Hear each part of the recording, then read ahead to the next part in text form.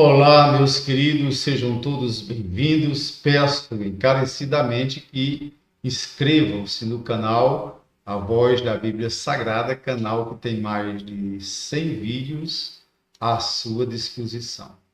Ou seja, não é nem 100 vídeos, já temos mais de 140 vídeos à sua disposição. Bem, com certeza um desses 140 vídeos vai edificar você, tá bom? Então inscreva-se, é muito importante esse tema também de hoje, né? O tema de hoje é os desigrejados e conforme o IBGE fez uma pesquisa, né?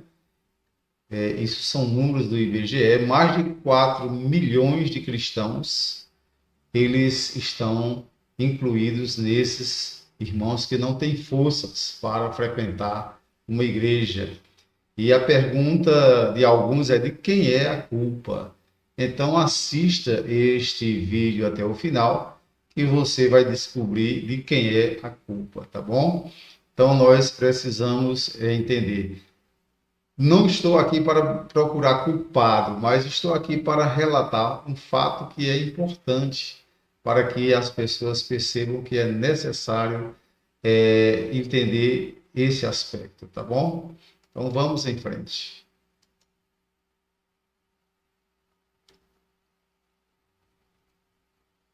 Primeiro eu vou trazer para as pessoas que estão nos assistindo a necessidade que existe, né, da igreja. A igreja é um organismo necessário.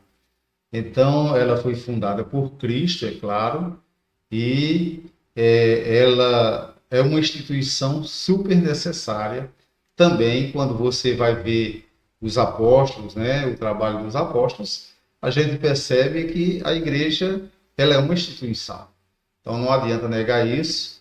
É, ela é uma instituição, justamente para cuidar dos cristãos. Então vamos ver aqui o que disse Cristo e Mateus registrou no capítulo 16, versículo 18. Ele diz assim: Pois também eu te digo que tu és Pedro, e sobre esta pedra edificarei a minha igreja, e as portas do inferno não prevalecerão contra ela. Na verdade, por que é importante estar na igreja? As portas do inferno não prevalecem contra a igreja. O objetivo da igreja é avançar como instituição, também como um ser vivo, um organismo vivo, de pessoas que avança, invade o inferno e despovoa o inferno e povoa os céus através da mensagem do Evangelho. Então, é importante que entendamos isso, tá bom? Então, vamos em frente.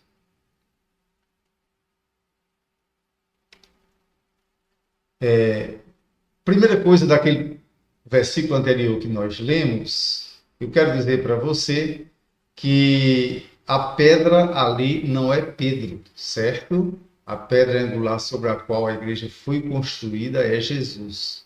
Primeiro que essa pedra ela foi profetizada muito antes.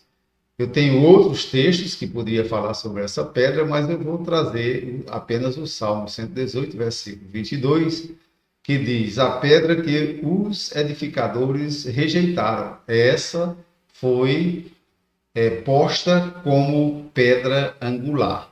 É claro que este salmo está relacionado a Cristo. Esse salmo não está relacionado a Pedro. Então, alguns argumentos que dizem, não, a igreja foi fundada sobre Pedro, de forma nenhuma. A igreja não foi fundada sobre Pedro. A igreja foi fundada sob Cristo, tá bom? Sob Cristo. Então, Cristo é que é essa pedra, né, angular. E isso foi profetizado antes. É claro que o salmista não estava profetizando aqui sobre Pedro, estava profetizando sobre Cristo. Então precisamos ter esse entendimento. Por que é necessário frequentarmos uma igreja? Porque é algo que foi fundada, né? Sob Cristo. Foi Cristo quem foi o fundamento, quem é o fundamento da igreja. Não é Pedro o fundamento da igreja, tá bom?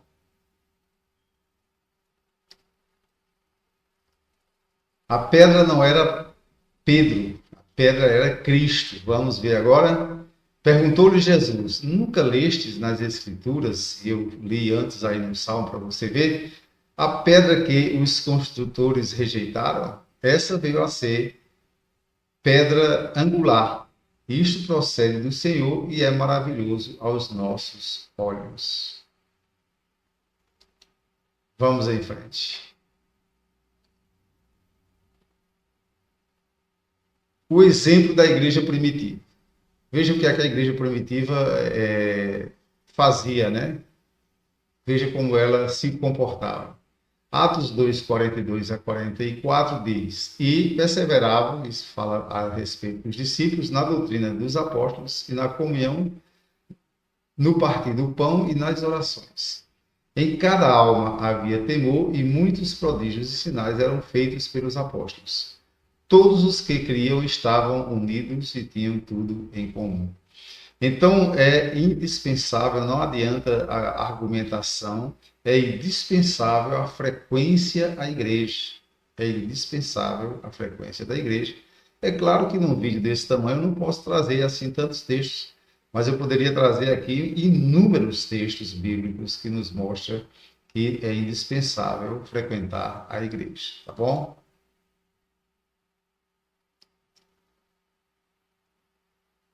A necessidade de congregar também foi expressa pelo escritor aos Hebreus, no capítulo 10, versículo 25, e diz: não deixemos de reunir-nos como igreja, segundo o costume de alguns, mas procuremos encorajar-nos uns aos outros, ainda mais quando vocês veem que se aproxima o dia, ou seja, o dia de Cristo, né?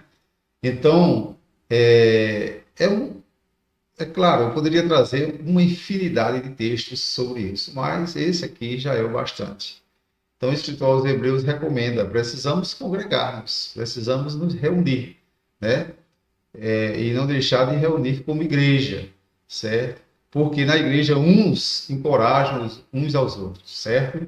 Então, há muitos argumentos aí para os que já estão desigrejados, e que são muitos, né, no momento, mas não há argumentos contra fatos, não há argumentos.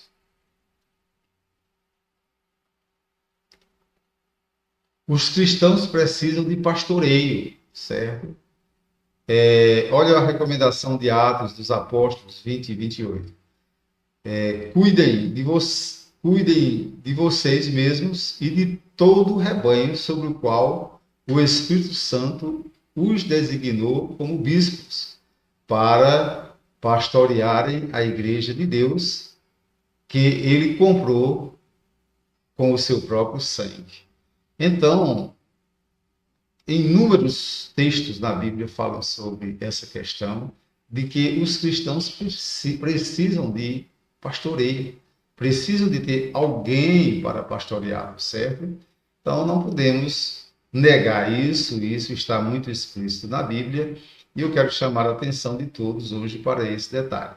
Principalmente você que é estudante de faculdade. Existe um grande número de pessoas desigrejadas que são estudantes de faculdade, porque aqui não, no nosso interior não existe muito isso, mas nas faculdades, nas grandes capitais, existem muitos professores ateístas que tentam denegrir, né, a Bíblia, e às vezes até humilham, né, estudantes. E com certeza essa falta de ética e essa falta de respeitar a lei faz com que alguns mais frágeis e mais fracos se desviem do evangelho. E alguns se desviam, outros começam a fazer parte dos desigrejados, né? Então, é necessário que tenhamos cuidado e entendamos que a palavra de Deus nos manda que congreguemos, certo? Que estejamos juntos, tá bom? Bem, agora eu vou citar um texto que os desigrejados citam muito, né? É interessante. Eles isolam esse texto do contexto, não só eles, mas também já tem alguns aí que querem pastorear os desigrejados, né?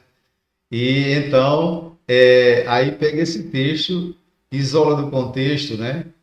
e Mateus 18 e 20, onde Cristo diz, pois onde se reunirem dois ou três em meu nome, ali eu estou no meio deles.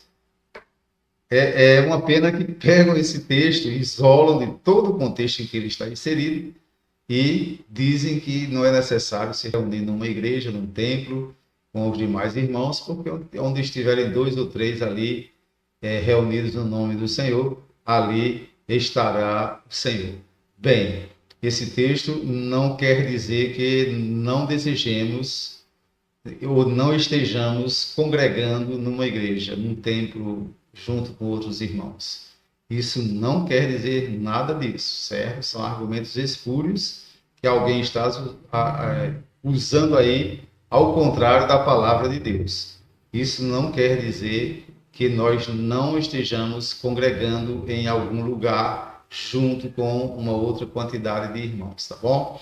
Então, quero dizer para vocês que quando Cristo disse isso, ele estava conversando com os discípulos e se você analisar os versículos antes e depois, ele não está dizendo que não se deve congregar em um templo, tá bom? Então vamos nós aqui em frente. Vamos ver aqui os argumentos usados pelos desigrejados. Ele diz assim, não é necessário ir à igreja. Mateus 18, 20, já disse, né? Esse texto é usado fora do contexto, quando usam para esse sentido.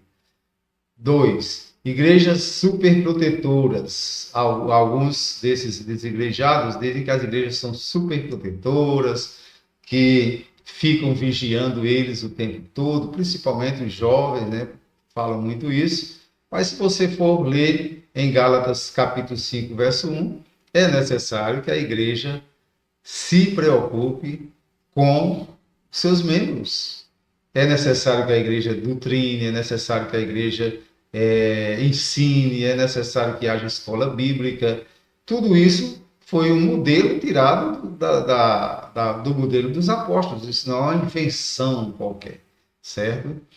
Outros se queixam dos maus testemunhos dos pastores e citam que, conforme 1 Timóteo 3, 2 a 7, os pastores têm que ser fiéis. É claro que sim. Os pastores têm que ser fiéis. Se existe alguns hoje que dão mau testemunho, mas não são todos, certo?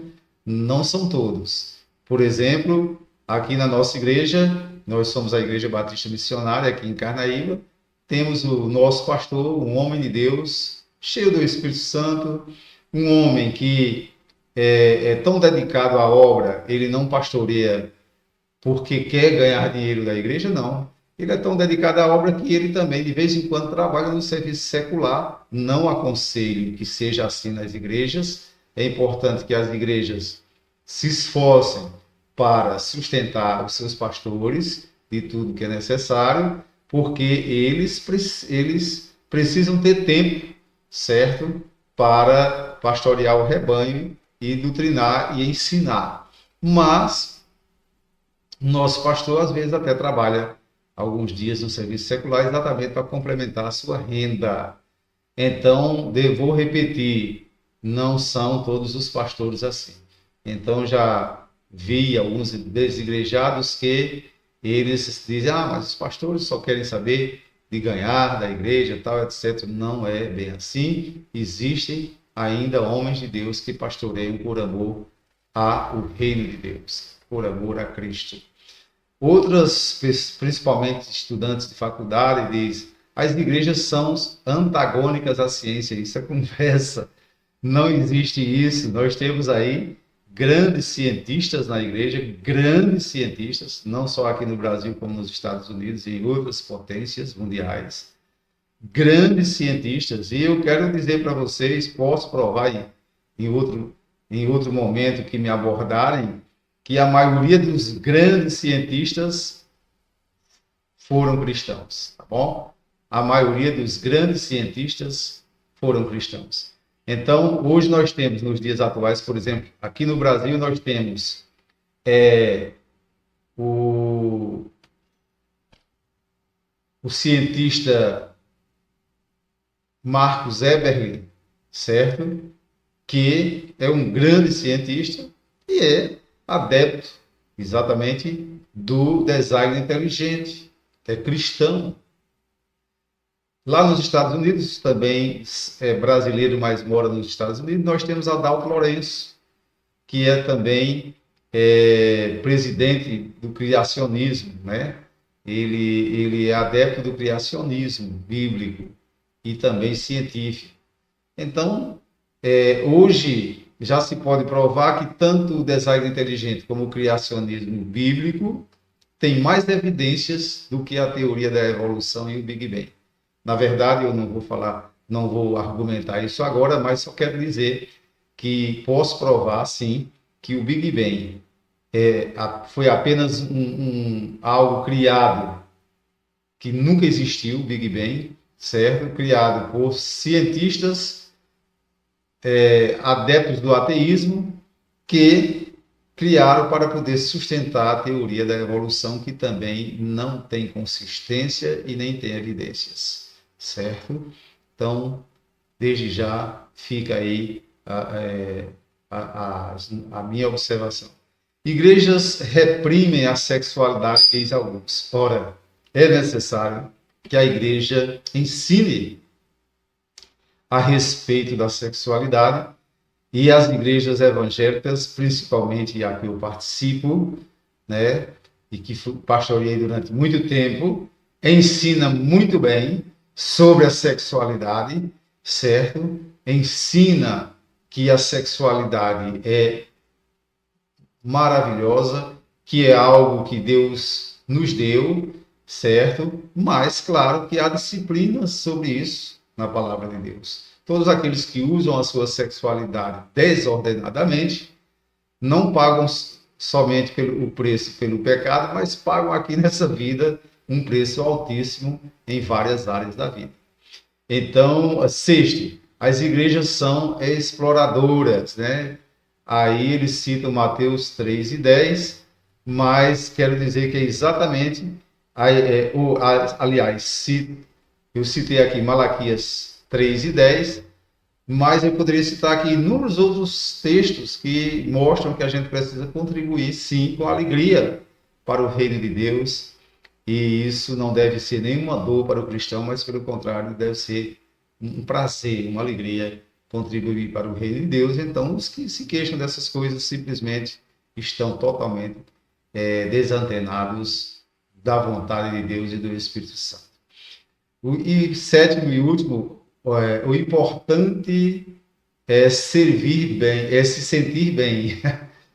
Ora, se você for ler vários textos, citei aqui apenas Tessalonicenses 3:14, né, 2 Tessalonicenses, o cristianismo verdadeiro, a palavra de Deus verdadeira, né, pregada em verdade, ela confronta cada um de nós, confronta o cristão. Então, aqueles que não querem ser confrontados nos seus pecados terminam fazendo parte dos desigrejados, certo? Então, eu quero pedir perdão por ter, talvez, trazido algo tão drástico assim para você que é desigrejado, mas é a realidade, é a palavra de Deus.